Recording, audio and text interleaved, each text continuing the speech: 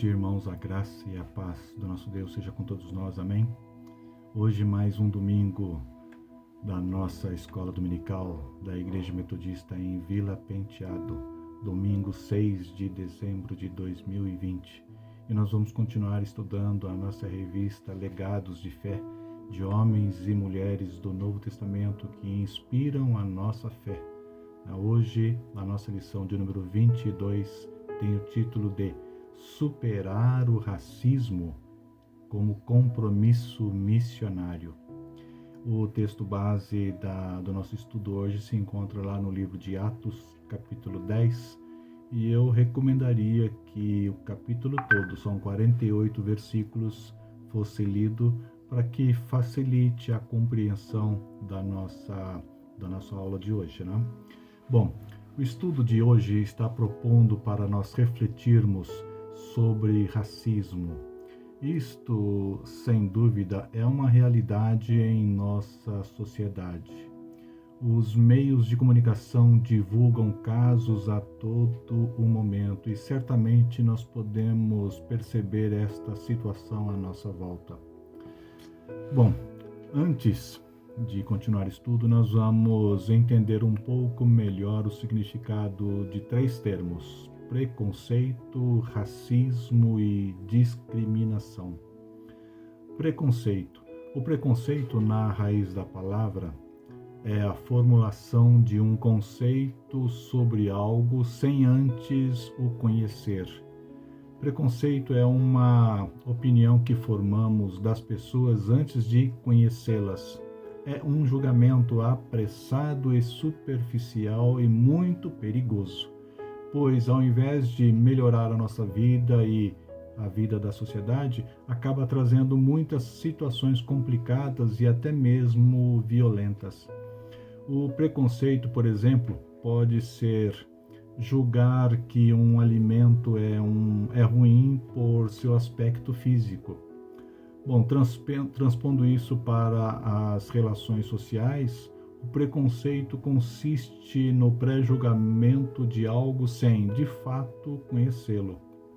Nas relações sociais, o preconceito pode acontecer por conta de pré-julgar pessoas por apresentar alguma diferença física ou comportamental, como sendo pessoas inferiores.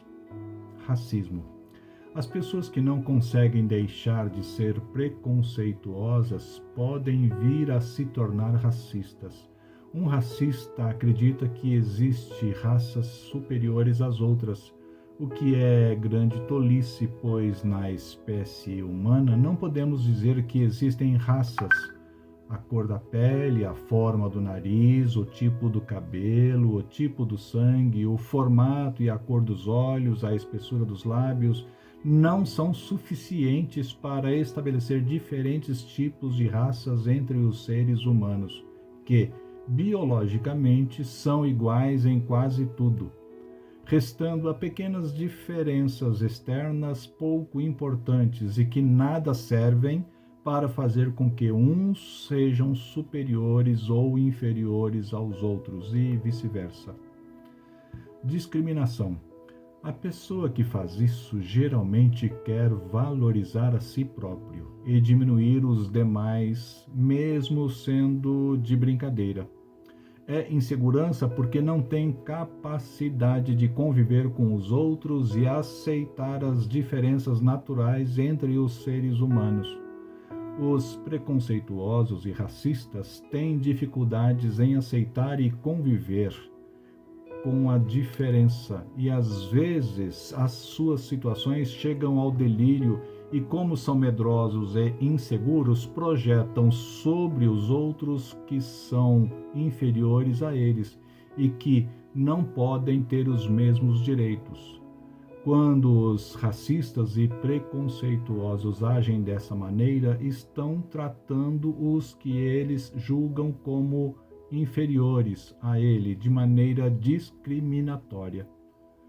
Discriminação é, portanto, tratar os outros com inferioridade, se julgando superior. Complexo de superioridade como um problema antigo. Nós podemos encontrar desde as origens da história da humanidade exemplos deste mal, mas recentemente, pelos últimos 500 anos, sabemos como a Europa teve um papel colonialista com o apoio da navegação e assim conquistando e dominando a América do Norte, a América do Sul, a África e outras regiões do mundo que alcançou, impondo a qualquer custo a sua cultura e os seus valores, determinando à força uma superioridade sobre quem encontrasse. Não bastasse exigir superioridade para si, trataram muitas vidas com desprezo. Os que não eram mortos, como os índios americanos, brasileiros e até o povo inca do México, como exemplos, né? Os que não eram mortos eram tratados como mercadoria e escravizados. Assim, muitos africanos foram levados para a América do Norte e também para o Brasil e submetidos à escravidão. O pensamento que vigorava era de que havia uma cultura superior e o restante eram culturas inferiores. Bom, no Brasil, apesar da abolição da escravatura ter ocorrido em 1888, o racismo se mantém como sofrimento para a população negra até os dias de hoje.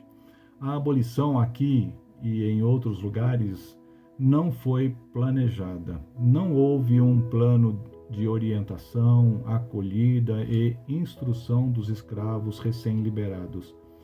A lei da abolição da escravatura não garantiu que todos os escravos fossem, na prática, libertos. Muitos escravos, sem opção ou até mesmo sem saber que já estavam libertos, ficaram submetidos à escravidão no Brasil mesmo após a abolição. O peso da escravidão, unido à marginalização daquelas pessoas que, sem ter o que comer e onde morar, foram viver nos morros, nos guetos e recorrer muitas vezes ao crime para sobreviver. Sem dúvida, o reflexo desta situação é realidade nos dias atuais. Portanto, preconceito, racismo e discriminação não é um problema específico da nossa sociedade no século XX e XXI.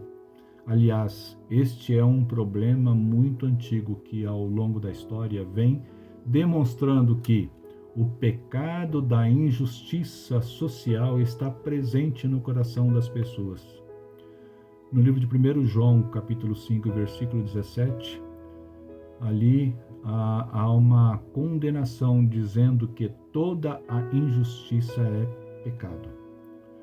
O texto bíblico, como base para nosso estudo, está no livro de Atos, capítulo 10, onde está registrada uma experiência de Pedro, que a princípio possuía certa forma de pensar a respeito dos gentios, o que o levava a agir com certas restrições a pessoas que não fossem da raiz judaica. Recomendo fazer essa leitura do capítulo inteiro. São 48 versículos que narra como Pedro mudou sua forma de pensar e qual o resultado desta transformação.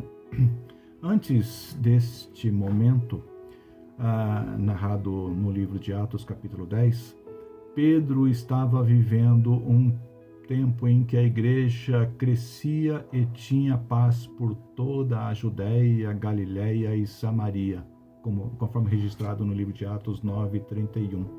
Nos seus caminhos, Pedro vai para Lida e traz cura para Enéas. Logo depois, ele é chamado às pressas para viajar a Jope, onde traz ressurreição a Dorcas, lição que já vimos. Pedro era um homem que se dedicava a trabalhar para o Senhor e a sua vida era consagrada para a obra, e a qual desempenhava com ousadia e destemor. É durante o tempo que estava em Jope que recebe o chamado para ir a Cesareia.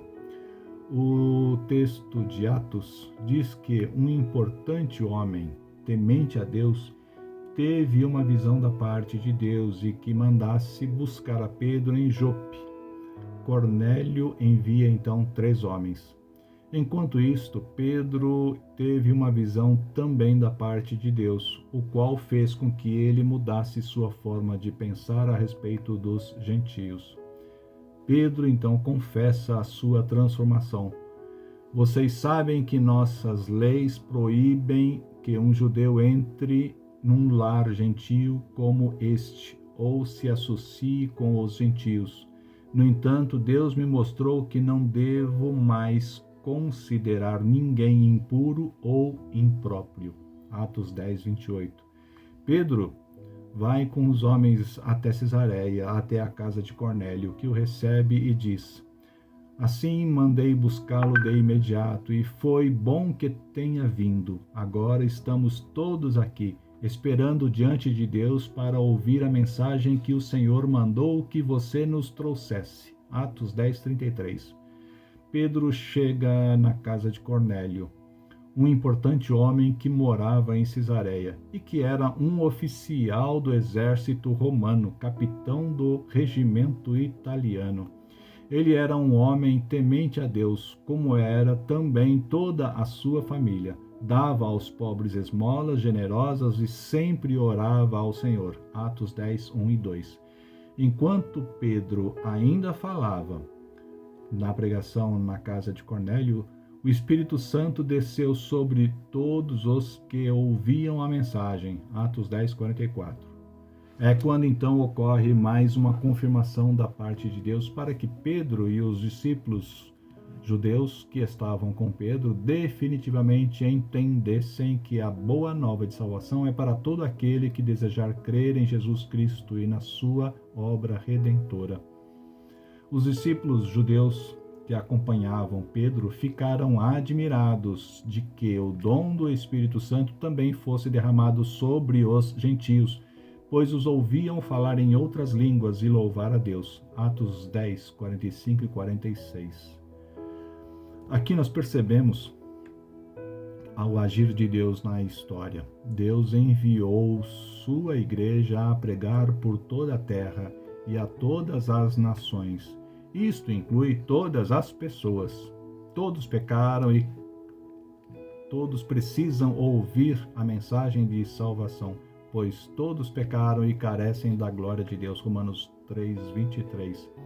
Lemos no livro de Gênesis, capítulo 1, versículos 26 e 27, que Deus criou o homem à sua imagem e semelhança. Homem e mulher os criou. Logo, entendemos que Deus não criou classes de pessoas superiores umas às outras e assim validasse as atitudes de discriminação social. Os problemas decorrentes do pecado e do egoísmo resultam na injustiça social. Basta olhar à nossa volta e enumerar uma grande quantidade de situações que procuram diminuir o valor e a importância das pessoas. A cultura, procedência, raça, condição econômica de cada um, etc., não deve ser condição para legitimar um tratamento diferenciado. Jesus não agiu com discriminação. Na verdade, ele mesmo diz: Vinde a mim todos os que estáis cansados e oprimidos, e eu vos aliviarei. Vamos rever nossos passos e analisar se em algum momento, de alguma forma, agimos com discriminação. Jesus recomendou para amarmos a Deus sobre todas as coisas e ao nosso próximo também.